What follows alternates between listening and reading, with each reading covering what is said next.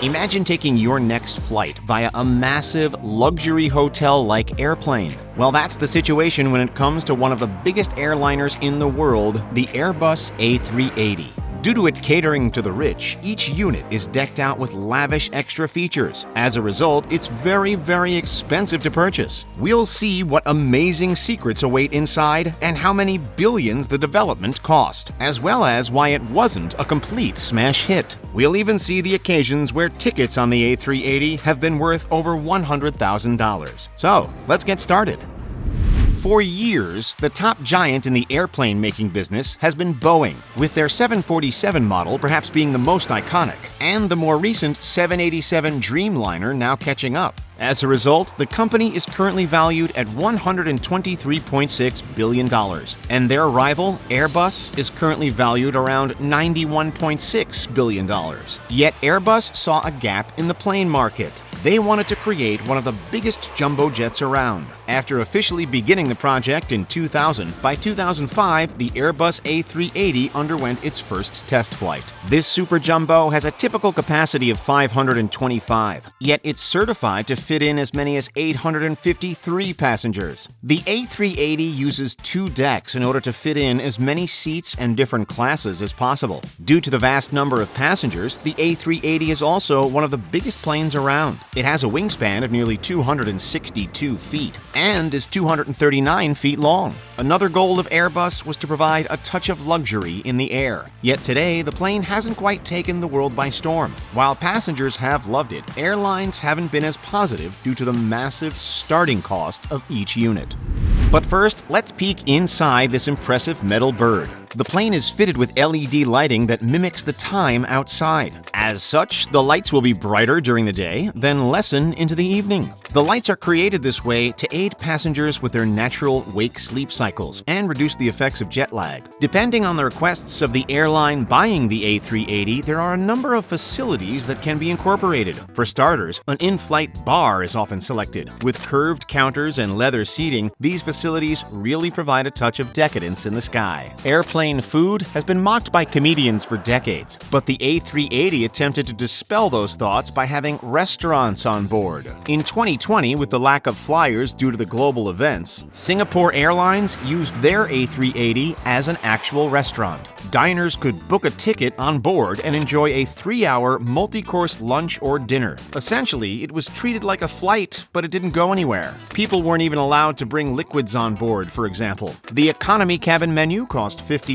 premium economy was $90, business class was $300, and the suites cost $600. When the tickets originally went live, they sold out within 30 minutes. Also available on A380s is a tail camera available for the passengers to look at. Usually only the pilots and crew have access, but flying fans can turn off their film and instead gaze at the screen as it shows the views from behind the plane. Many first-class passengers even have access to bathrooms with showers. These airlines often add in a passenger prayer room as well. Singapore Airlines were one of the first to introduce double beds for their first-class passengers. The 2 seats can be converted into a bigger resting area for couples. For those wanting even more space to enjoy, there's the apartments and something called the residence, something we'll explore in a bit. In 2009, Air France even offered an onboard art gallery shown through the entertainment screens. Some planes even provide beauty salons and duty-free shopping.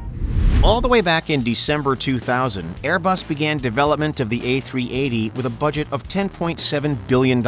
Yet, due to delays, experts believed that figure was likely well above what they actually spent on research and development. Airbus came in and stated they only had to spend $15 billion in the end, yet these experts aren't so sure. They estimated the figure to be between $25 and $30 billion. In order to make a profit, Airbus has to at least sell the planes for more than the cost of making them. But with the luxury features, that meant a very high price tag to achieve this. In 2012, the A380 planes were being sold for $390 million each. By 2016, the price increased dramatically to $432.6 million. Then by 2018, it hit $445.6 million, making this model one of the most expensive airplanes in the world. But in 2012, the A380 wasn't selling as well as was expected. In fact, it was selling 25% less than what Airbus thought the figure would be at the time.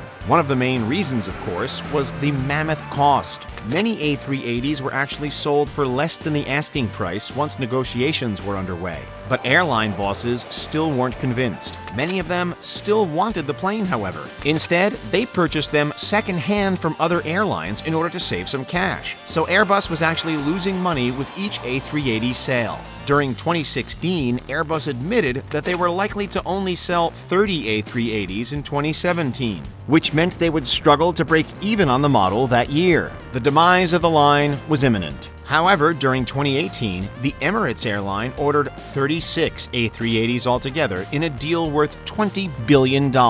This kept the A380 line going. Yet in 2019, the Emirates canceled their order as they wanted smaller, sleeker Airbus planes instead. With that, Airbus announced that by 2021, the A380 would finish production. During 2020, the Emirates attempted to cancel their other deal of 5 A380s. However, as the planes were already in production, Airbus wasn't able to agree to the cancellation. If the airline didn't stick to the terms of the contract, they could have been fined $70 million per aircraft. Due to the luxurious aura surrounding the model, there's been a couple of instances where the A380 has been the birthplace of perhaps the most expensive plane tickets in the world. During 2007, the A380 underwent its first commercial flight with Singapore Airlines. The plane took off from the city-state and landed in Sydney, Australia after 7 hours. Due to the excitement of the new Super Jumbo, tickets for the flight were auctioned off for charity. The aviation lovers paid between $560 and $100,380 per ticket. Even today, many airlines have adapted the A380 to make it the aircraft of choice for the very wealthy. Etihad Airways created a unique flight class called the Residence. Those that purchase such a ticket can get a 125-square-foot, 3-room apartment whilst they soar across the oceans. The first room is the master bedroom with a double bed and entertainment facilities. The next room is the luxury ensuite shower room. Finally, there's the living room that looks more like typical plane seats, just with a lot more privacy and space. Ticket holders will also have a dedicated team of staff that will organize a chauffeur-driven limousine to get you to the airport, as well as access to a private airport lounge as you wait for takeoff. Whilst in the sky, they have a personal butler to make the flight as stress-free as possible. In 2017, a single resident ticket from New York to Abu Dhabi was stated to be $31,000. If you're flying with someone else, 2 tickets will set you back $41,000. During 2020, the cost of that same single ticket was stated to be as much as $64,000. The airline claimed that the resident will give guests a taste of being in a private plane, but without the even bigger price tag. After all, renting a private plane for the same journey can be as much as $137,000. Final fact finish: if you fancy getting inside the cockpit and flying a plane, be warned that it can cost a lot of money. According to experts, just the many training courses needed to be a commercial pilot can be as much as $80,000 altogether. But if you also add that with accommodation fees and other hidden costs, you're looking at over $100,000 at least. Thanks for joining us today. We'll see you next time.